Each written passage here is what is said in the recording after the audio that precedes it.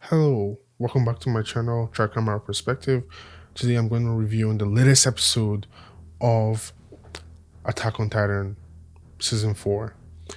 It's titled, I believe, the final chapter is Special Part 1. And without wasting any more time, let's get into it.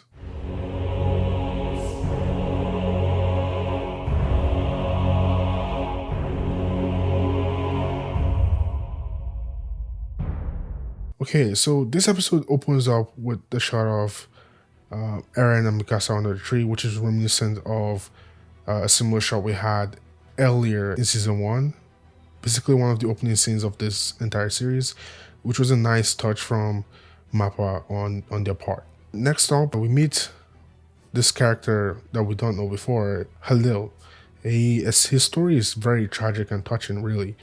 He essentially exists to be saved by Eren and murdered by Eren. And his story is in particularly very tragic, where we get to see Eren in the flashbacks debating within himself of the choices he has to make going forward. Eren appears to be searching for signs that there is an alternate future where he does not have to destroy everything. He's proven that the future is fixed when he ends up saving Halil. So there is no alternate future. He has to do it. He has to follow through with this. This is his path. So again, it begs the question, is Eren truly free? Or is he just following his fate? After the scene with Halil, between Halil and Eren, we move on to Armin. The episode portrays what I will consider opposing views between Eren and Armin. Armin is our focus point of view character for the opposition that will be the opposing side, the alliance that will be opposing Eren going forward for the rest of the story. And we get to follow and understand what Armin is thinking. So the idea that Eren mentions he was disappointed to find out what was beyond the sea, and Armin chooses to be optimistic about what was beyond the sea. He wants to see, he hopes that there's something even more than what they found.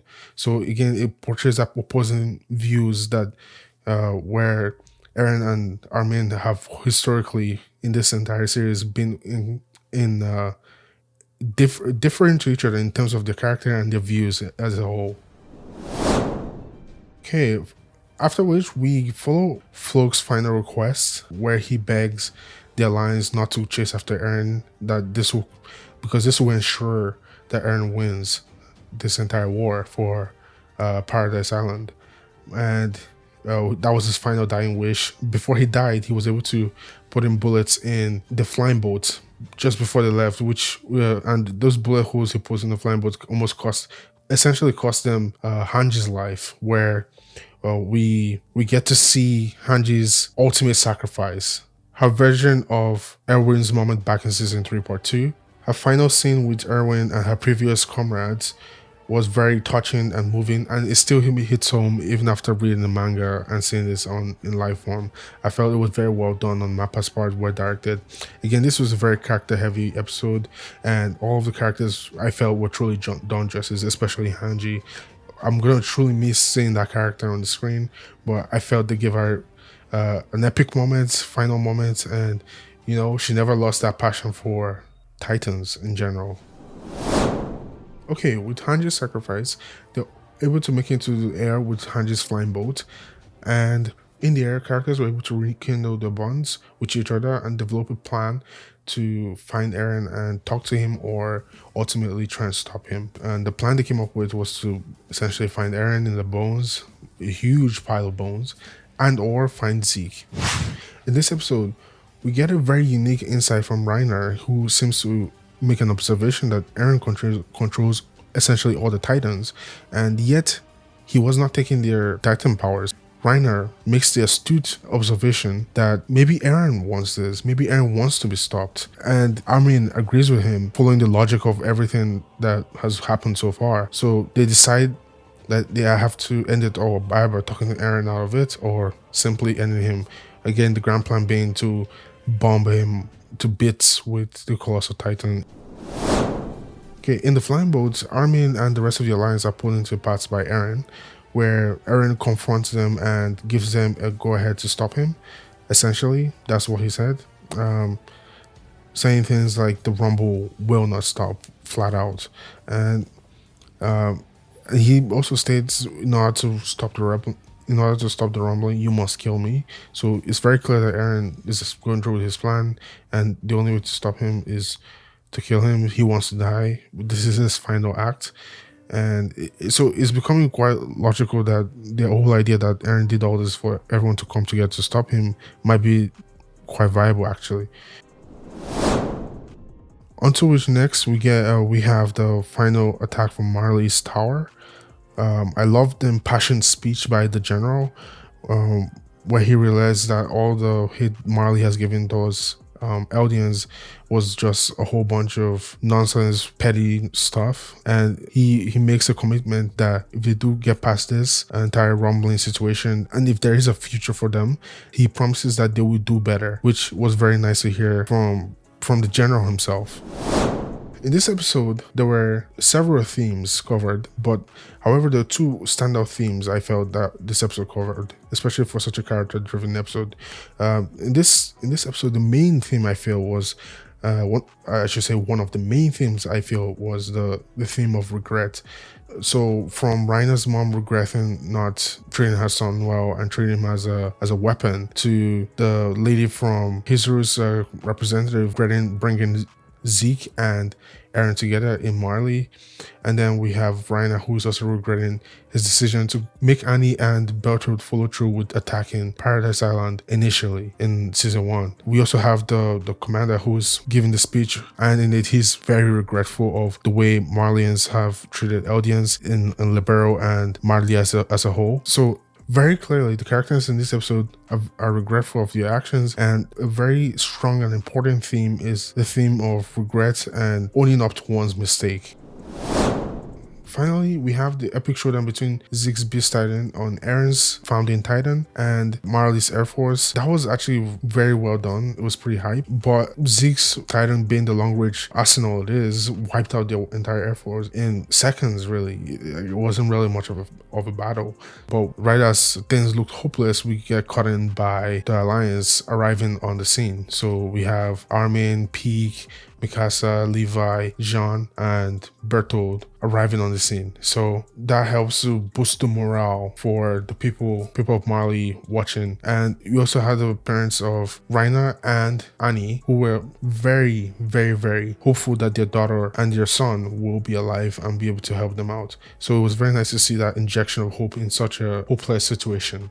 Okay, so I mentioned there were two main themes. The other main theme in this is the idea of free will versus faith. A big question Attack on Titan seeks to answer is, after all Eren has done in the name of freedom, is he truly free? On face value, it seems Eren is no longer shackled. He seems free. He's been outside the walls of Paradise Island, and he's physically free.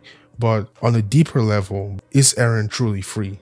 There are a couple of clues to this. So for one, we can look to one of my favorite quotes by a character Isayama wrote in season 3, Kenny. I believe it's a character favorite. And before he died, he was talking to Levi, and he said this very brilliant line: everyone was a slave to something. Eren appears to have a parasocial relationship with freedom. It seems to be something that's elusive to him. He's not sure if it truly exists. If we're going by that quote that everyone is a slave to something, so not everyone is not truly free. So in Isayama's point of view, you can say free will does not truly exist. People are fated to be what they will be. So ironically, in the pursuit of freedom, Eren has become a slave to the pursuit of this true freedom that he wants to experience for himself and for his people of Paradise. Okay, so some of my observations and criticisms of this episode, as someone who reads the manga often, I've read the entire manga. Viewing this episode, I had some issues with just some of the creative decisions that were taken by MAPPA Studio. For one, this episode follows the manga very closely. There's very little different. So if you read the manga, you're not really getting that much extra from the episode, which I'm personally not a fan of. I know some people really love when the studios stick to the source material, but I'm personally not a fan of when studios are so hell-bent on adapting the material, they don't allow themselves some wiggle room for creativity. So let's take, for example, Wit Studio. I was quite a fan of some of the creative liberties they took with season 1, season 2, and season 3, where they were able to essentially reduce some of the arcs, change up some of the art styles, and just give a bit of a different perspective, elevate the source material for manga readers and non-manga readers. However, on the flip side with MAPPA, the advantage is if you're already a fan of the source material, I suppose it's always a good idea if they translate it one-to-one. It's not a bad idea if they translate it one-to-one. But for me, even though I love the source material, I love the manga to death, by the manga by Sayama himself. I still prefer a situation where the studio takes creative liberties in making slight changes to elevate the source material. It felt a little bit like the manga was the direct storyboards for the animation, which I suppose I can see why that's fine, but I wish they did something more. That's not to say I thought the episode was terrible, but yeah. Moving on, the frames for this episode were beautiful. From the landscapes and machinery, I thought everything was very well detailed and painted very well. I thought the CGI was fantastic in this. I would say for Wit Studios, I have to criticize their CGI. The CGI is not always very good, but MAPPA has CGI on lock. Their CGI is fantastic. So kudos to MAPPA's entire animation staff.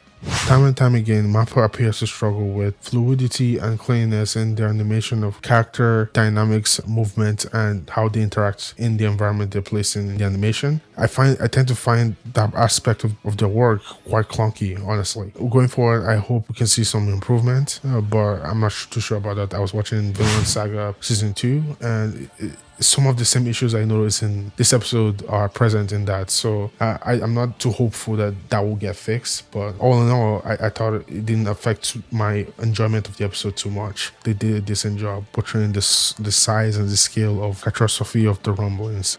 The scenes were atmospheric as needed. The sound design and OST choice were perfect. I felt every single OST choice, and sound design was very complimentary to the episode. I love some of the reuse of themes in Alien Part 4 and some of which from Part Alien this season in 3, 2, and 1. Also, a special shout out to the directors. I felt this episode was very well directed, especially for a very character-driven episode. All the characters were given due time and their motivations were established. Especially with Eren, we get to see a little bit of what he's thinking. For the most of season 4, part 1 and 2, we haven't really focused a lot on what Eren is thinking. However, as a final critique, I was not a fan of the action scenes in the episode, particularly for Hanjo Sacrifice. I saw an over-reliance on close-up shots and fast-paced editing to hide deficiencies in the work that was being portrayed. I could barely make out what was going on. It seems the philosophy was, put in as many angles as you can and do it really fast so they can barely see it and make sense of it and then move on quickly.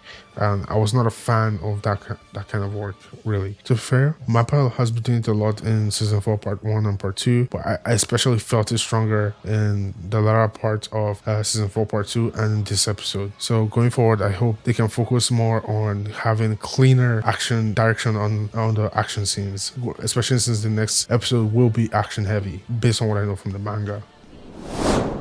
Overall, all those critics I gave didn't affect my enjoyment of the episode too much. I will give this an 8 out of 10.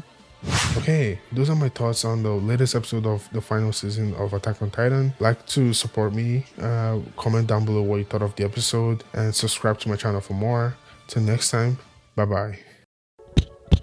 Okay, hey guys, welcome to my channel. I'm Samuel, and on my channel here, I am focusing on 3 main things entirely. So I'm going to be doing reviews, reactions, and video essays. I'll be reacting to older content, doing reviews on newer stuff coming out in theaters, and finally but not least, I'll be doing video essays on topics that interest me.